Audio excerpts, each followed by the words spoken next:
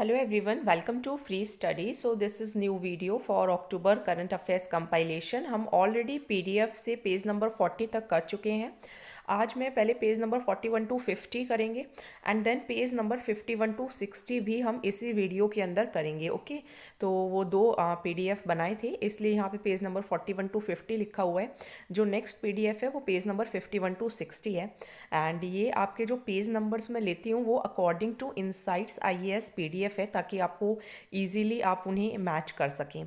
चलिए स्टार्ट करते हैं. स्टार्ट करने से पहले आप चैनल को सब्सक्राइब कर लें, बेल आइकॉन प्रेस करें नोटिफिकेशन ताकि आपको मिलता रहे. वीडियोस को शेयर ज़रूर करें एंड कोई डाउट हो तो कमेंट सेक्शन में लिखें. एंड अगर आपको ये PDF चाहिए तो वो आप भी ले सकते हैं. आपको ईमेल करना होगा एंड बाय जस्ट पेइंग अ पेटी अमाउंट आपको ये PDF मिल जाएंगे. आप ईमेल आईडी डिस्क्रिप्शन बॉक्स में से ले सकते हैं. चलिए सो लेट्स स्टार्ट. आज का सबसे पहला टॉपिक है कि जो आउटसाइडर्स हैं अब वो ज़मीन ले सकते हैं, लैंड ले सकते हैं जम्मू एंड कश्मीर में, क्योंकि आर्टिकल 370 जो है वो एब्रोगेट हो चुका है. एंड ये देखिए एक्सक्लूसिव राइट थी जो वहीं के लोग इन्जॉय कर पाते थे, लेकिन अब ये ख़त्म हो गई है. अब अगर हम भी चाहें तो वहाँ पर लैंड ले सकते हैं.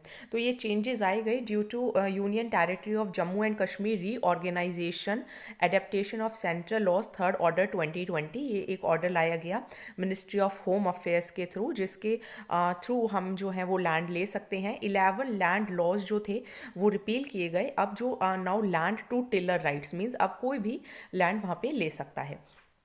क्या चेंजेस लाए गए हैं कि पहली बात तो जो टर्म थी वहाँ की कि परमानेंट रेजिडेंट होने चाहिए आप स्टेट के, तो ये क्राइटेरिया जो है वो हटा दिया गया है, ओमिट कर दिया गया है.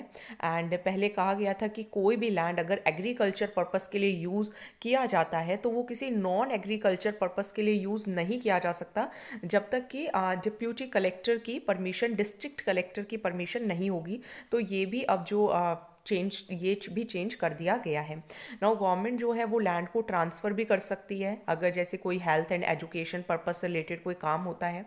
एंड कोई भी लैंड का सेल, गिफ्ट, एक्सचेंज या मॉर्टगेज वैलिड नहीं होगा अगर किसी ऐसे पर्सन को दिया जाता है जो कि एग्रीकल्चरिस्ट ना हो. तो ये सब चेंजेस जो है वो लाए गए हैं. कोई भी आर्मी ऑफिसर जो कि कॉप्स कमांडर के रैंक से बिलो होता था वो भी किसी भी एरिया को स्ट्रैटेजिक एरिया भी डिक्लेयर कर सकता है. तो ये इसीलिए है ताकि सब लोग वहाँ पर जाएं एंड वहाँ का थोड़ा ग्रोथ एंड डेवलपमेंट और हो सके.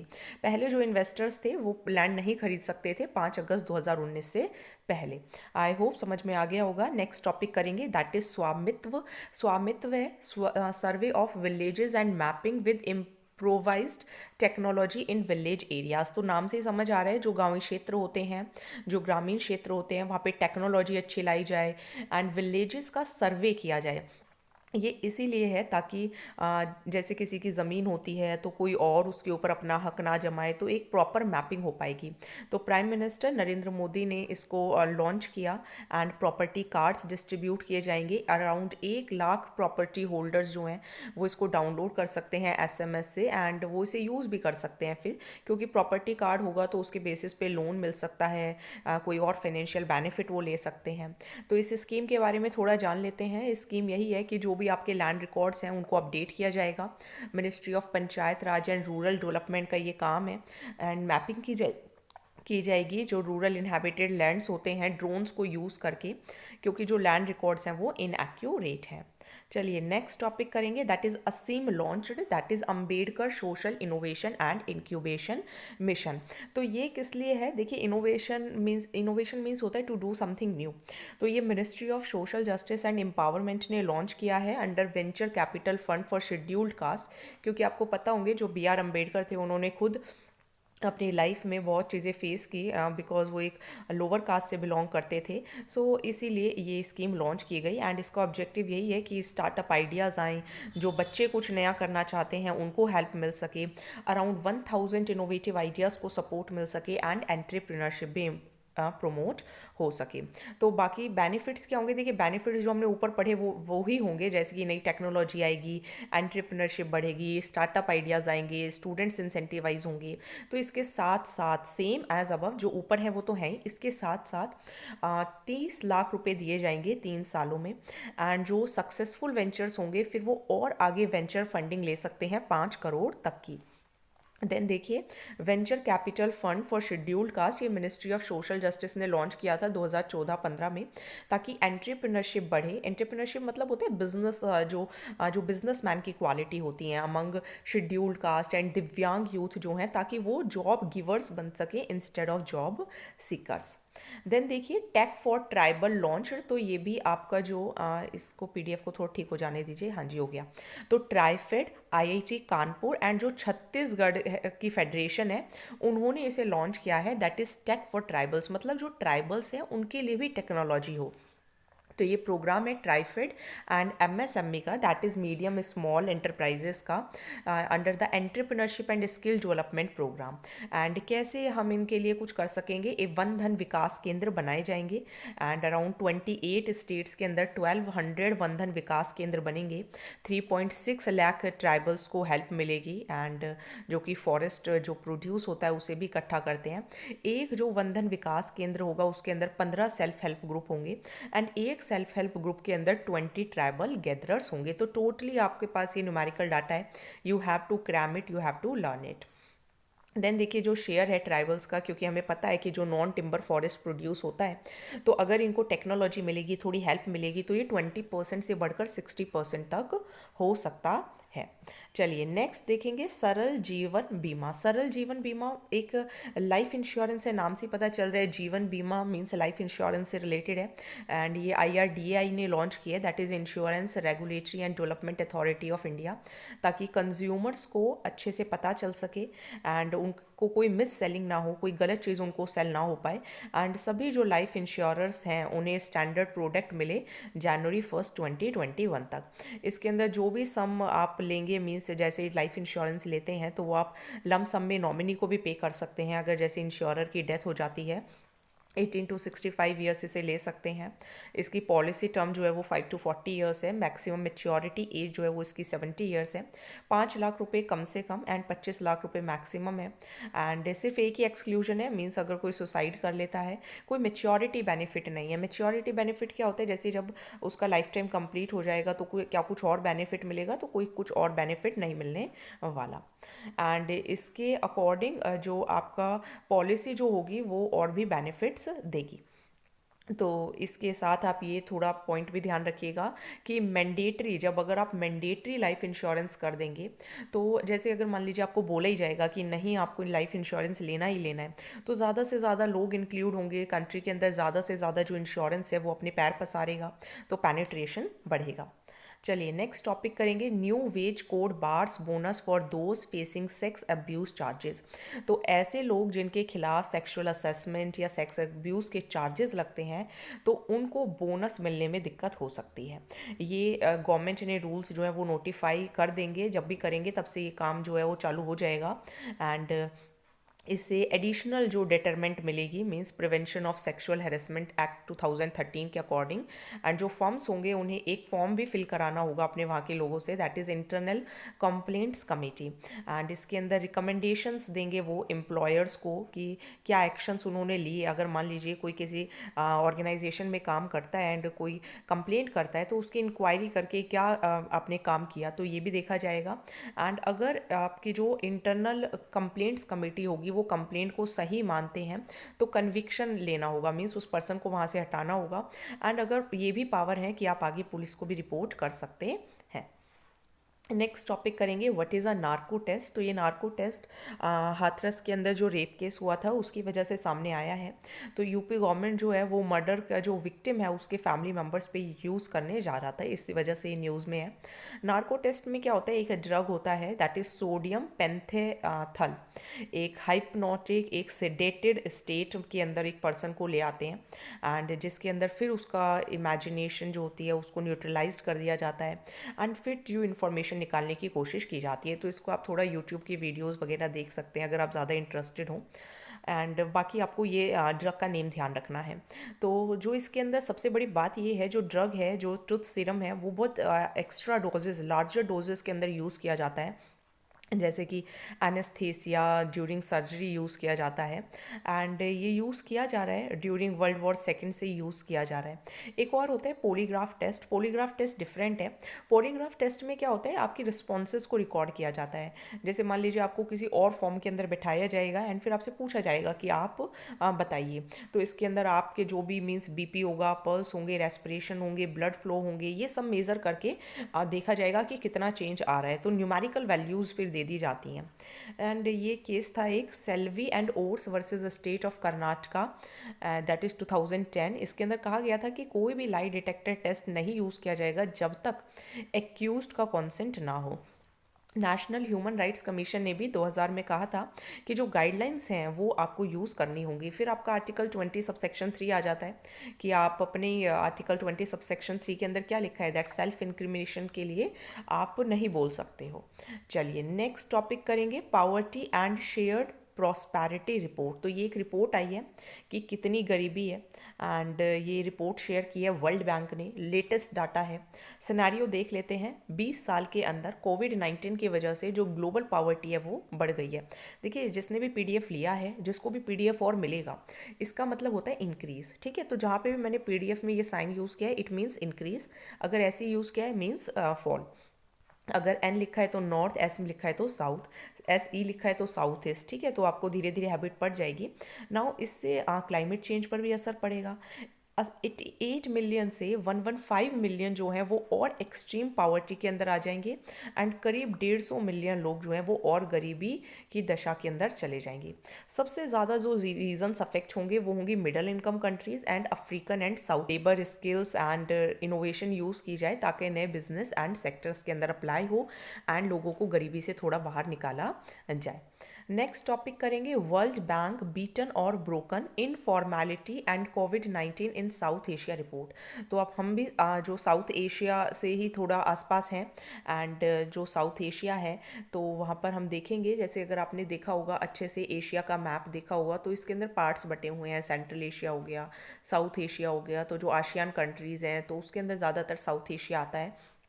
तो वर्ल्ड बैंक ने कहा है कि मतलब बीटन है या फिर ब्रोकन है, तो थोड़ा इम्पैक्ट देखा गया है कि कोविड-19 की वजह से जो स्कूल्स बंद हो गए तो उसके लिए रिपोर्ट है।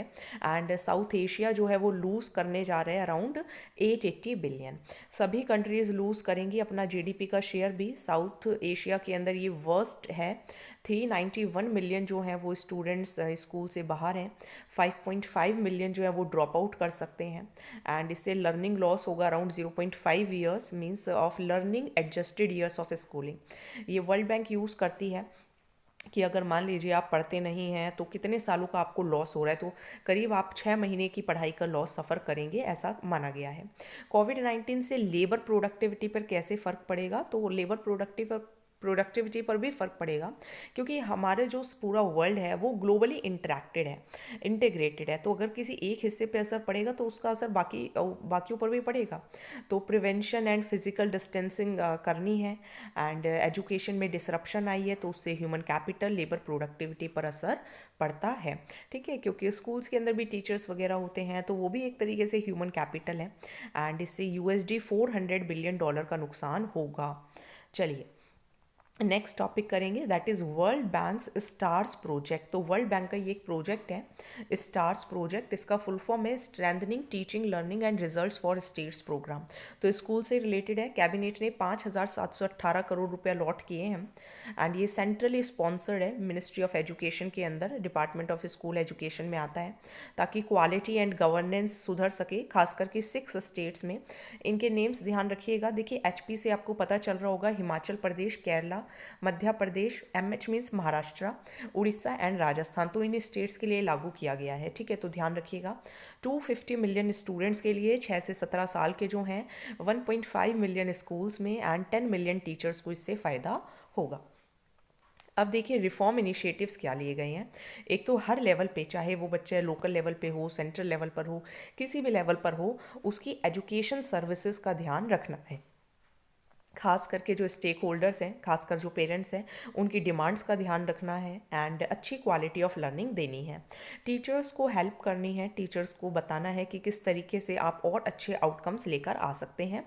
क्लास 1 to 3 पर इन्वेस्ट करना है, उनको कॉग्निटिव मतलब होता है उनको दिमागी क्षमता देनी है, ठीक है, वो दिमाग से चीज़ों को सोच सकें, समझ सकें, ताकि उनके अंदर लैंग्वेज स्किल्स भी आए, सोशल बिहेवियर चेंजेस भी आए, ताकि वो जो फ्यूचर में जो लेबर मार्केट नीड्स होंगी उन्हें भी पूरा कर सकें। देन देखिए इसके कुछ कंपोनेंट्स हैं, इसके अंदर एक है contingency emergency response component.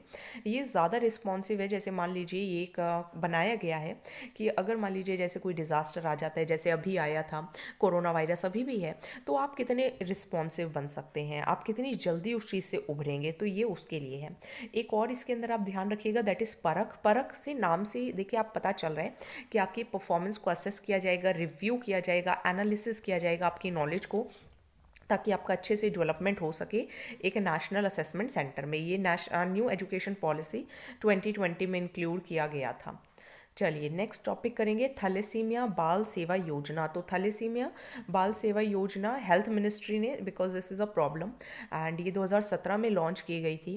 And ये स्कीम जो है वो कोल इंडिया CSR फंडेड है, haematopoietic stem cell transplantation programme के अंदर है। So you have to learn this name. Um यही है कि जो हेमोग्लोबिन पैथीज होते हैं, जैसे कि थैलेसीमिया हो गए, सिकल सेल डिसीजेज हो गए, तो इन लोगों को कैसे हेल्प किया जा सके। तो ये एक ब्लड डिसऑर्डर होता है थैलेसीमिया, जेनेटिक डिसऑर्डर भी हो सकता है, एंड जब रेड ब्लड सेल्स के अंदर इनफ हेमोग्लोबिन नहीं होता तब ये प्रॉब्लम हो जाती है। एंड इंडिया के अंदर 40 मिलियन लोगों के अंदर ये दिक्कत है। Next topic global hunger index 2020 release. तो ये हमने लास्ट मंथ भी किया था, एंड मैंने स्टिल नोट्स के अंदर ये दोबारा पढ़ाया है, ठीक है। सो नो प्रॉब्लम, अगर किसी ने सितंबर का भी नहीं लिया है तो अक्टूबर का भी अगर आप लेंगे तो इसके अंदर भी मैंने सब कुछ दोबारा लिखा है। सबसे पहले ये रिलीज़ कौन करते हैं, Welthungerhilfe and Concern Worldwide release करते हैं। 3 डायमेंशंस देखते हैं कि कैलोरी इनटेक सफिशिएंट है या नहीं है, अंडर न्यूट्रिशन कितना है, मोर्टेलिटी कितनी है। 4 कंपोनेंट्स इसके अंदर होते हैं। अंडर नरिशमेंट मतलब जब नेम से ही पता चल रहा है जब आपको प्रॉपर नरिशमेंट नहीं मिल रहा। वेस्टिंग का मतलब आपकी हाइट तो बहुत बढ़ गई है लेकिन आपका वेट क्या है, कम। ये मैंने इस तरीके की डायग्राम पहले भी बनाई थी। स्टंटिंग मतलब आपकी जो एज के अकॉर्डिंग जो हाइट है वो कम है। मॉर्टेलिटी मीन्स आपका अच्छे से पोषण नहीं हो पाया। 100 पॉइंट स्केल यूज़ किया जाता है। 0 मतलब कोई हंगर नहीं है, सबको खाना मिलता है। एंड अगर 50 से ज़्यादा हो तो बहुत ज़्यादा अलार्मिंग है। ये और स्टेजेस हैं, ये आप देख सकते हैं, ठीक है। 100 का मतलब तो वर्स्ट ही हो गया। अब इंडिया जो है वो वेस्टेड के अंदर बहुत ज़्यादा है। अब वेस्टेड का मतलब क्या होता था, जब आपकी हाइट ज़्यादा होती है एंड आपका वेट क्या हो, कम हो, मतलब हाइट के कंपैरिजन में वेट क्या होता है, कम। अगर हम 107 कंट्रीज़ में देखें तो हमारी रैंक 94 है, एंड बांग्लादेश की 75 है, पाकिस्तान की 88 है। तो हमसे अच्छे बांग्लादेश एंड पाकिस्तान है हंगर के अंदर। हमारे स्कोर 27.2 है। तो अगर 27.2 को हम देखें तो 27.2 आपका किसके अंदर आता है, ये आपका आएगा सीरियस हंगर के अंदर, ठीक है। पहले हमारी अराउंड 20 ईयर्स पहले अलार्मिंग स्टेज थी। हमारी कंट्री से 2 कंट्री ख़राब भी हैं, एक तो टिमोर लेस्टे एंड नॉर्थ कोरिया। ये थोड़ा डाटा आप ध्यान रखिएगा। स्टंटिंग में 37.4% है, वेस्टिंग के अंदर 17.3, अंडर नरिशमेंट में 14% एंड चाइल्ड मोर्टेलिटी में 3.7। ये आपका मेंस में काम आ सकता है। चलिए इस पीडीएफ का लास्ट टॉपिक करेंगे, फिर हम नेक्स्ट पीडीएफ भी इसी के अंदर करेंगे। Affordability of nutritious diets in rural India. जो ग्रामीण क्षेत्र हैं वहाँ पर कितना न्यूट्रिशियस डाइट मिल रहा है, ये रिपोर्ट लाए हैं international food policy research institute, economist Kalyani Raghunathan. क्या कहा है कि एक दिन की जो मील है वो इन्हें 45 रुपये की पड़ती है, एंड एक अडल्ट मैन हो तो 51 रुपये। हर 4 में से जो एक इंडियन है वो न्यूट्रिशियस डाइट को अफोर्ड नहीं कर सकता। 76% अभी भी वो डाइट नहीं ले रहे हैं जो कि रिकमेंडेड है। ग्लोबल अगर हम हंगर इंडेक्स के अंदर देखें, अभी हमने ऊपर देखा था, तो उसके अंदर हम भी चाइल्ड वेस्टिंग के अंदर सबसे ज़्यादा हाई है। इंडिया न्यूट्रिशन की थोड़ी गाइडलाइंस देखते हैं। नेशनल इंस्टीट्यूट फॉर न्यूट्रिशन ये कहता है कि एक विमेन को 3 gram cereals, 75 gram pulses, 300 gram dairy, 100 gram fruit, 300 gram vegetables and 100 gram dark green leafy vegetables खाने चाहिए।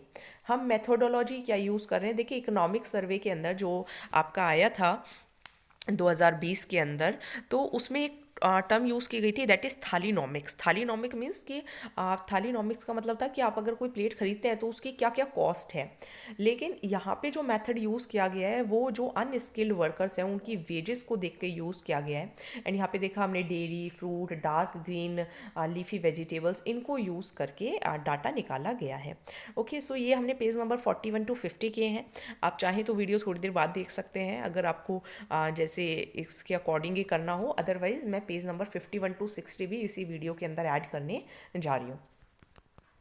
सो अब हम करेंगे पेज नंबर 51 टू 60 एंड सबसे पहले इंडिया पास्ट कोविड पीक। तो ये आपके जो मैं पेज नंबर बोलती हूँ 51 to 60, so this is according to insights IAS PDF। Then देखिए इंडिया जो है कोविड के बाद क्या हालत है। तो एक स्टडी की गई that is covid Indian national super model 7 member expert panel ने ये किया department of science and technology के थ्रू। एंड फाइंडिंग्स क्या रहे, सितंबर में ये कहा गया कि अगर यही ट्रेंड चलता रहा तो फरवरी तक थोड़े कम केसेस आएंगे। 106 लाख केसेस तो ऐसे हैं जो कि सिम्टोमेटिक हो जाएंगे एंड 50,000 से भी कम एक्टिव केसेस रहेंगे। अगर सब डिस्ट्रिक्ट लेवल पे ये फैल गया बहुत अच्छे वाला तो कंप्लीट शटडाउन भी हो सकता है। 30% जो लोग हैं वो इस वायरस से एक्सपोज्ड हो चुके हैं। एंड अगर लॉकडाउन ना हुआ होता तो जून तक ही 40 से 147 लाख लोग इसके चपेट में आ गए होते।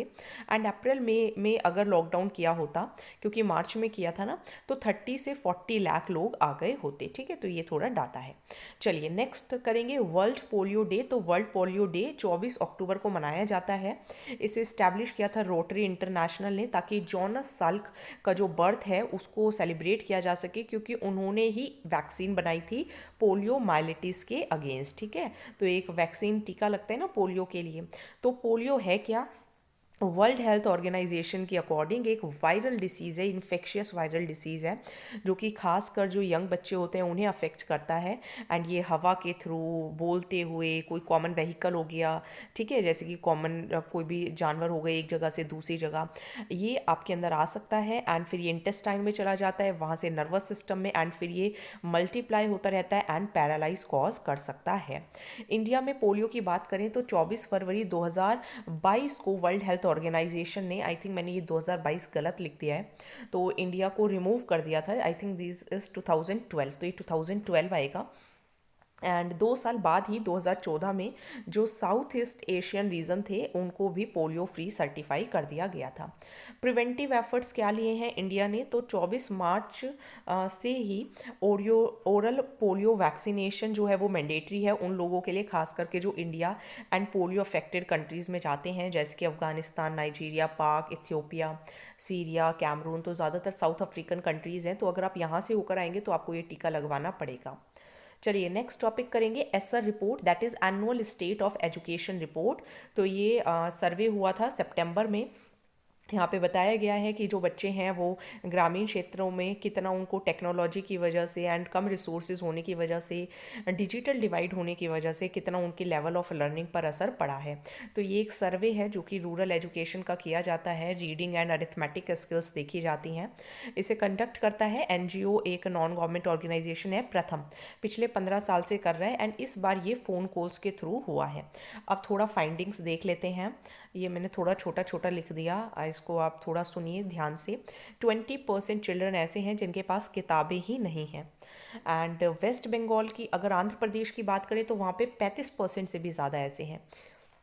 वेस्ट बंगाल, नागालैंड, आसाम, बहुत बुरी हालत है। 98% के से भी ज़्यादा लोगों के पास बुक्स नहीं है। 3 में से 1 बच्चा लर्निंग एक्टिविटी ही नहीं कर रहा है। 10 में से 1 बच्चा ही ऑनलाइन सर्विसेज को एक्सेस कर रहा है। एंड 6 से लेके 10 ईयर्स तक जो 53% बच्चे हैं वो एनरोल्ड ही नहीं हुए हैं, इस बार उन्होंने एडमिशन ही नहीं लिया। एंड ज़्यादातर जो अब बच्चे हैं वो शिफ्ट होने जा रहे हैं कहाँ पर, गवर्नमेंट स्कूल्स के अंदर। नेक्स्ट पढ़ेंगे राइट टू इन्फॉर्मेशन एक्ट 2005। तो ये न्यूज़ में इसीलिए है क्योंकि इसे 15 साल कंप्लीट हो गए 2020 में 12 अक्टूबर को। थोड़ा देखते हैं परफॉर्मेंस की। अगर हम चीफ इंफॉर्मेशन कमिश्नर या फिर हम स्टेट इंफॉर्मेशन कमिश्नर लेवल पर देखें जो कि फाइनल कोर्ट्स ऑफ अपील होते हैं, तो 2.2 लाख से भी ज़्यादा केसेस अभी तक पेंडिंग है। इनकी जो कैपेसिटी है वो रिड्यूस हुई है। महाराष्ट्र के अंदर सबसे ज़्यादा पेंडिंग केसेस हैं 59,000, फिर उत्तर प्रदेश में 47,923 एंड ये बहुत ही बेकार बात है।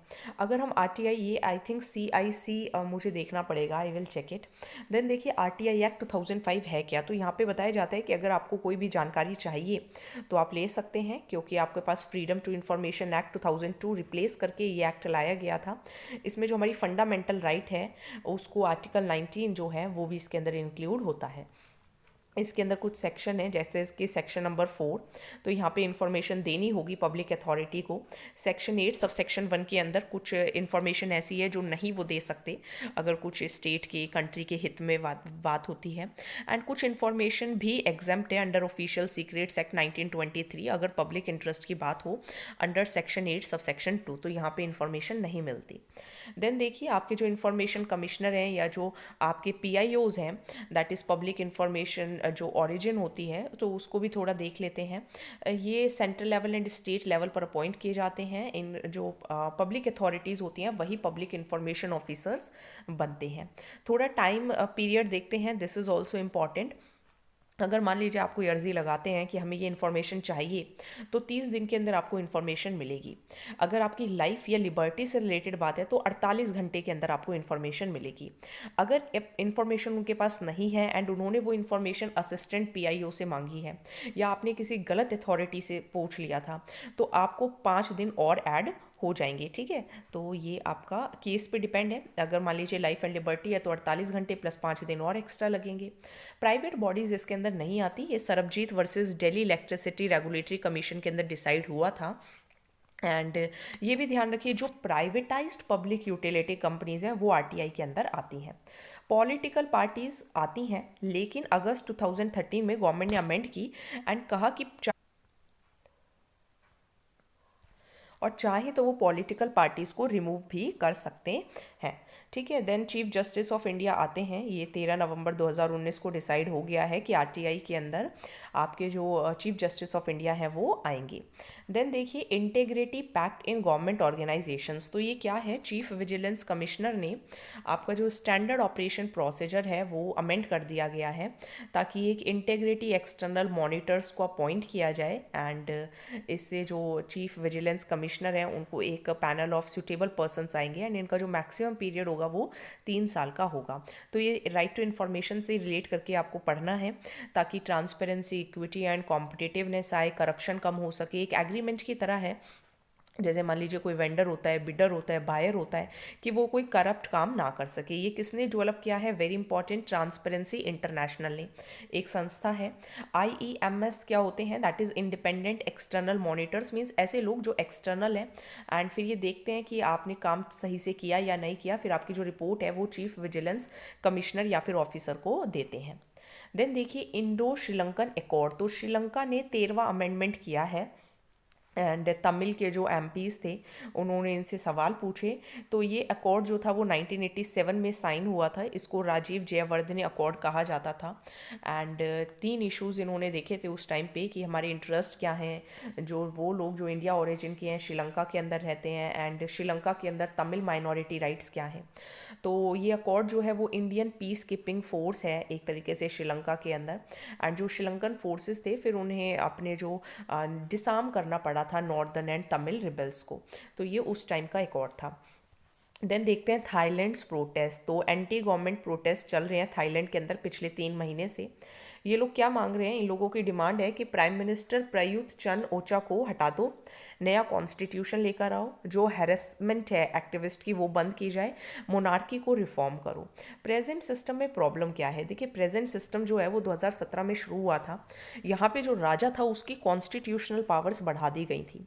एक तरीके से कॉन्स्टिट्यूशनल मोनार्की को वहाँ पे दोबारा से इस्टेब्लिश करने की कोशिश की जा रही है जो कि 1932 में एंड हो गई थी। मोनार्की जो है वो वहाँ पे आर्मी की है एंड उससे डेमोक्रेसी जो होगी वो वहाँ पर ख़त्म होगी। प्रोटेस्टर्स चाहते हैं कि ये जो मैजेस्टी लॉज हैं, means against insulting the king, कि अगर आपने किंग की इंसल्ट की तो आपके साथ बहुत मीन्स आपको पनिशमेंट वगैरह मिलेगी, तो उसे ख़त्म किया जाए। वो चाहते हैं किंग जो है वो अपना ये सब चीज़ ख़त्म करे एंड रेलिंक्विश करे पर्सनल कंट्रोल जो उन्होंने ले लिया है। तो लेस मेजेस्टी लॉज लाए हैं, मीन्स मोनार्की प्रोटेक्टेड है, मोनार्की को कोई कुछ नहीं कर सकता under section 112 of penal code. ठीक है, तो ध्यान रखिएगा। नेक्स्ट टॉपिक है comparison between India Bangladesh per capita GDP. तो इंडिया और बांग्लादेश की पर कैपिटा जीडीपी में कंपैरिजन करते हैं। ये इंटरनेशनल मॉनेटरी फंड की जो लेटेस्ट अपडेट है, that is world economic outlook की, उस पर बेस्ड है। तो 2020 में जो जीडीपी है बांग्लादेश का, एंड हम इंडिया की बात कर रहे हैं पहले, इंडिया का जो जीडीपी है वो 10% से कम होगा। इंडिया का जो जीडीपी है वो 24% अभी हायर है बांग्लादेश से। 2020 में जो पीसीआई थे, दैट इज़ पर कैपिटा जो इनकम होती है एवरेज बंगाली देशी सिटीज़न की, वो ज़्यादा है क्योंकि वहाँ पे पॉपुलेशन कम है, वो इस वजह से ज़्यादा है। Per capita income means total GDP divided by total population. Reason क्या है, थोड़े रीज़न भी देख लेते हैं। तो वहाँ पे ग्रोथ अच्छी हो रही है, पॉपुलेशन ग्रोथ वहाँ पर कम है। इंडिया की पॉपुलेशन ग्रोथ 21% है, वहाँ पे 18% है। कोविड-19 की वजह से इंडिया में जीडीपी कम हुई 10% तक, जबकि बांग्लादेश में सिर्फ 4% थी। बांग्लादेश को आगे क्या मदद मिल रही है? देखिए, बांग्लादेश की सबसे बड़ी मदद ये है कि वहाँ पे गारमेंट इंडस्ट्री है, जहाँ पे विमेन वर्कर्स जो होती हैं वो ग्लोबल एक्सपोर्ट करती हैं एंड उनको फ़ायदा होता है। वहाँ पे जीडीपी इंडस्ट्री की वजह से एंड सर्विस की वजह से चलती है, आपका प्राइमरी सेक्टर की वजह से नहीं चलती। फिर वो लोग सोशल एंड पॉलिटिकल मैट्रिक्स पर भी ध्यान दे रहे हैं। अगर वर्ल्ड बैंक ग्लोबल फिंडेक्स डाटाबेस को देखें तो कम पॉपुलेशन है एंड काफ़ी कम लोग हैं जिनके बैंक अकाउंट्स हैं, तो ये भी खास बात है। बांग्लादेश जो है, अगर हम जेंडर पैरिटी रैंकिंग के बारे में बात करें तो उसमें इंडिया से आगे है। एंड ग्लोबल हंगर इंडेक्स में भी हमने देखा, आई थिंक इनकी जो वो थी वो 75 थी एंड हमारी 94 है। ठीक है, तो ये भी खास बात है। अगर नेबर्स की बात देखें तो चाइना की जो पर कैपिटा जीडीपी है वो 10,839.43 डॉलर्स है। नेपाल की 1115 है। श्रीलंका की 3697 है। तो ये लर्न करना होगा। आईएमएफ ने ये भी कहा है कि हम भी ग्रो करेंगे लेकिन बांग्लादेश भी करेगा। चलिए, अब म्यांमार एंड रोहिंग्या का थोड़ा इशू देखते हैं, काफ़ी साल से ये चल रहा है। तो जो आपके यूएन के सेक्रेटरी जनरल हैं एंटोनियो गुटेरस, उन्होंने कहा कि ये एक ऐसे लोग हैं जो वर्ल्ड में सबसे ज़्यादा इनके साथ भेदभाव हो रहा है। रोहिंग्या जो है वो म्यांमार की एथनिक माइनॉरिटी है एंड 1 मिलियन पीपल है ये अराउंड। इनका खुद का लैंग्वेज, खुद का कल्चर है। ये अरब ट्रेडर्स के डिसेंडेंट माने जाते हैं। इशू ये क्या है? इशू ये है, म्यांमार है एक बुद्धिस्ट कंट्री। ये लोग रोहिंग्या को नहीं मानते कि ये हमारे यहाँ के हैं, हमें यहाँ की सिटीजनशिप इनको दें। एंड 2014 के सेंसस से इन्होंने यहाँ से इनको निकाल दिया था। इनको ये कहते हैं कि ये बांग्लादेश के इलीगल इमिग्रेंट्स हैं जो हमारी कंट्री में आ गए हैं। अगस्त 17 को एक बहुत ही बेकार क्रैकडाउन किया म्यांमार की आर्मी ने रोहिंग्या मुस्लिम्स पे, एंड फिर वो लोग भाग कर बांग्लादेश आ गए। कौन? Rohingya Muslims. एंड फिर वहीं से मीन्स वो लोग एक तरीके से समुद्रों से तैर कर कैसे आए, अपनी लाइफ रिस्क पे लेकर वो लोग आए। एंड यूएन ने कहा कि एक टेक्स्ट बुक एग्जाम्पल है एथनिक क्लिनजिंग का। कंट्री के जो लीडर हैं वहाँ के ओंग सैन सू की, इन्होंने भी डिनाई कर दिया कि नहीं, हमने ऐसा कुछ नहीं किया, ये म्यांमार के ही हैं। एंड एक टाइम पे इनको ह्यूमन एक्टिविस्ट भी माना जाता था। इंटरनेशनल रिस्पॉन्स की बात करें तो एमनेस्टी इंटरनेशनल ने कहा कि यहाँ की जो म्यांमार की जो मिलिट्री थी, उन्होंने इन रोहिंग्या मुस्लिम विमेन जो थी उनके साथ बहुत बुरा किया। यूएन ने कहा कि ये एक मास किलिंग्स हुई, यहाँ पर जेनोसाइड इंटेंट हुआ।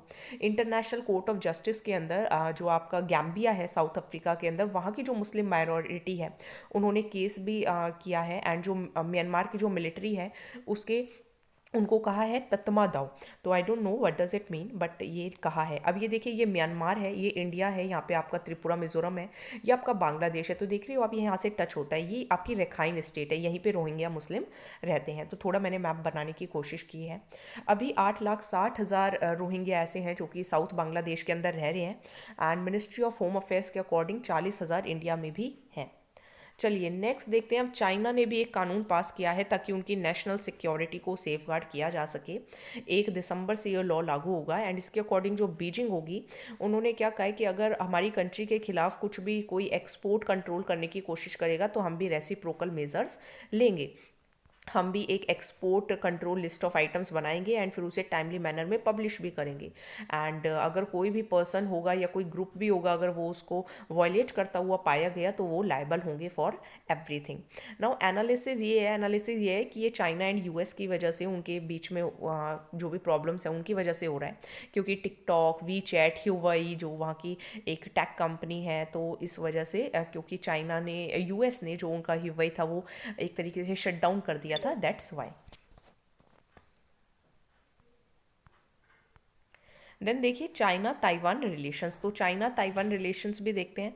तो चाइना ने इंडिया को कहा है to approach ties to with Taiwan prudently and properly.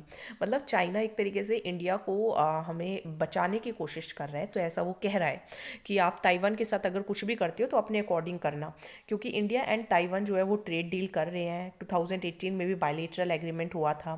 Taiwanese जो हैं वो इंडिया में इन्वेस्ट भी करते हैं, हालांकि इंडिया एंड ताइवान में कोई फॉर्मल डिप्लोमेटिक रिलेशंस नहीं है। अगर हम चाइना एंड ताइवान की बात करें तो आप चाइना के मैप में देखेंगे तो थोड़ा साइड में एक आइलैंड पड़ता है ताइवान, तो वहाँ पे है। एंड चाइना उसे अपना ही पार्ट मानता है वन चाइना पॉलिसी के अकॉर्डिंग। एंड अगर उनकी आपस में ट्रेडिंग की बात करें तो $226 बिलियन की ट्रेडिंग है। हालांकि ताइवान सेल्फ गवर्नड है, इंडिपेंडेंट है, लेकिन कभी भी उन्होंने अपनी इंडिपेंडेंस डिक्लेयर नहीं की। वो अपना अफेयर्स वगैरह सब खुद रन करते हैं, वर्ल्ड ट्रेड ऑर्गेनाइजेशन का भी पार्ट है, एशिया पैसिफिक इकोनॉमिक कॉपरेशन का भी पार्ट है, एशियन डेवलपमेंट बैंक का भी पार्ट है। And India one China policy को 2010 से ही नहीं मानता।